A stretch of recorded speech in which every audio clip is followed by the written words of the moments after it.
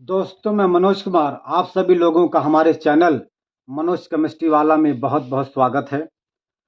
आज हम लोग इस वीडियो में चैप्टर कार्य ऊर्जा तथा सामर्थ्य से संबंधित कुछ एक नया सवाल यहाँ पर है।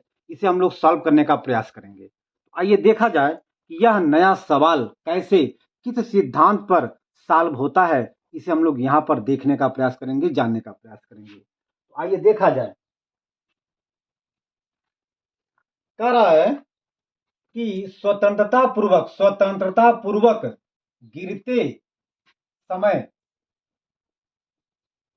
एक पिंड की एक ऊंचाई पर गतिज ऊर्जा 30 जूल तथा स्थितिज ऊर्जा 20 जूल है। ठीक, कुछ दूर गिरने के पश्चात पिंड की गतिज ऊर्जा 40 जूल हो जाती है।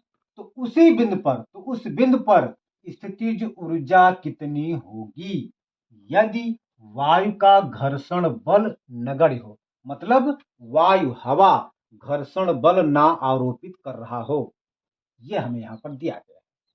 मान लीजिए कोई एक पिंड है, ये बिंदु ए पर इस समय रुकी हुई है। जैसे ही यह पिंड यहां से छोड़ा जा रहा है तो कुछ समय बाद पिंड यहाँ पे आ जाता है।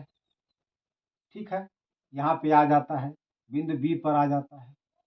इसके बाद फिर यहां से पिंड गिरते समय या कुछ दूरी तय करने के बाद पिंड यहाँ पे आ जाता है, बिंदु सी पर।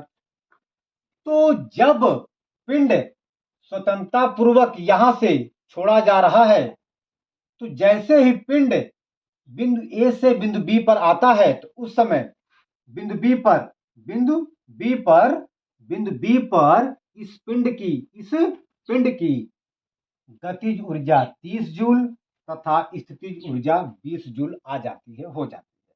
लिखेंगे बिंदु बी पर पिंड की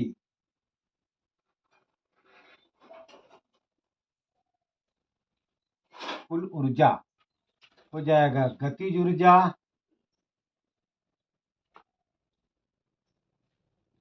प्लस स्थितिज ऊर्जा।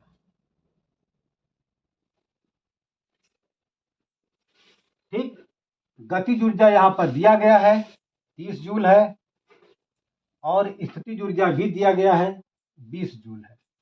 ये आ जाता है 30 और 20 50 जूल। ठीक, इसके बाद जब बिंदु जैसे जैसे बी से सी पे आता है तो अब जो है इस पिंड की स्थितिज ऊर्जा जो कुछ रही होगी, मान लेते हैं कि बिंदु बी पर स्थितिज ऊर्जा, मान क्या सही बात है, बिंदु बी पर पिंड की स्थितिज ऊर्जा 20 जूल और गतिज ऊर्जा 30 जूल है। लेकिन जब पिंड बिंदु बी से आगे बढ़ना प्रारंभ कर रहा है तो अब इस पिंड की स्थितिज ऊर्जा धीरे धीरे कम होती जाएगी और गतिज ऊर्जा बढ़ती जाएगी। ठीक है ना। तो अब स्थितिज ऊर्जा का मान घटता जाएगा और गतिज ऊर्जा का मान बढ़ता जाएगा। क्यों? क्योंकि अब इस पिंड की गति बढ़ना प्रारंभ कर देती है, जिसकी वजह से गतिज ऊर्जा भी बढ़ना प्रारंभ कर देगी। तो जब पिंड बिंदु सी पर पहुंच जाता है तो इस समय बिंदु सी पर पिंड की कुल ऊर्जा 50 जूल ही रहेगी, लेकिन यहां पर स्थितिज ऊर्जा कम हो जाएगी, गतिज ऊर्जा बढ़ जाएगी। लेकिन दोनों का योगफल जो इस पिंड का टोटल ऊर्जा बी पर रहेगा वही टोटल ऊर्जा सी पर रहेगा, वही टोटल ऊर्जा ए पर रहेगा। ठीक है ना। तीनों पॉइंट पर इस पिंड का कुल ऊर्जा 50 जूल ही रहेगा। यहां पर जब बिंदु ए पर पिंड स्थिर अवस्था में था उस समय इस पिंड का केवल और केवल स्थितिज ऊर्जा ही था जो कि 50 जूल ही रहेगा। जब इस पिंड को हम लोग यहां से छोड़ेंगे तो अब इस पिंड की, अब यह पिंड विरामा अवस्था से गति की अवस्था में आ जाएगी। जब यह पिंड बी पर पहुंचेगा तो अब इस पिंड की जो 50 जूल ऊर्जा है 2 भागों में बढ़ जाएगी, मतलब बढ़ करके 30 जूल गतिज ऊर्जा हो जाएगा, 20 जूल स्थितिज ऊर्जा हो जाएगा। जब यह पिंड बी से जब आगे बढ़ेगा तो इस समय इस पिंड की गति धीरे धीरे बढ़ना शुरू हो जाता है, जिसकी वजह से इस पिंड की गतिज ऊर्जा बढ़ जाएगी और स्थितिज ऊर्जा घट जाएगी। लेकिन तीनों पॉइंट पर 50 टोटल ऊर्जा 50 जूल ही रहेगा। चलिए भैया, बिंदु सी पर पिंड की कुल ऊर्जा हो जाएगा गतिज ऊर्जा प्लस स्थितिज ऊर्जा। दिक्कत?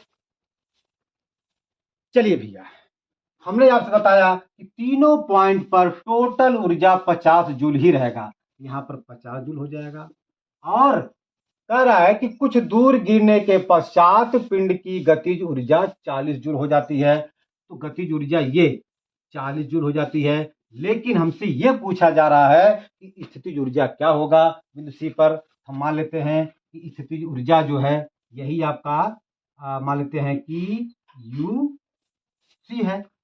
यूसी का मतलब ये हुआ कि बिंदु सी पर स्थितिज ऊर्जा, हम लोग स्थितिज ऊर्जा को कैपिटल यू से शो करते हैं, तो यहाँ पर यूसी का मतलब ये हो गया कि बिंदु सी पर स्थितिज ऊर्जा, और हमें यही बिंदु सी पर स्थितिज ऊर्जा का मान प्राप्त करना है।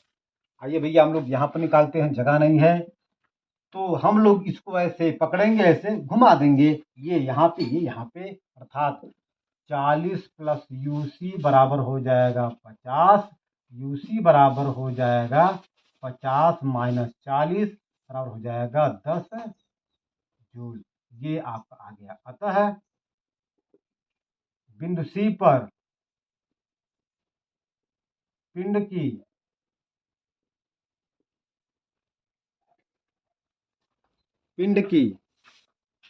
स्थितिज ऊर्जा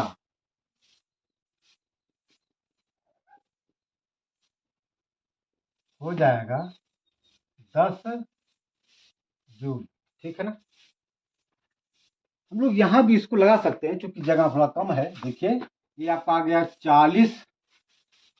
हमने कहा आपसे कि इसको यहाँ से पकड़िए, फिर ऐसे घुमा दीजिए, ये यहाँ पे, ये यहाँ पे चला जाएगा, तो हो जाएगा 40 प्लस यूसी बराबर 50।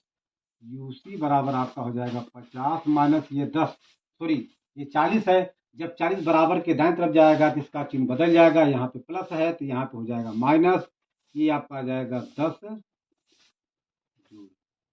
ये आपका तो दिक्कत। तो ठीक है, आज हम अपने वीडियो का यहीं पे अंत करते हैं। अब हम अगले वीडियो में नया चैप्टर साउंड का अध्ययन करेंगे। धन्यवाद।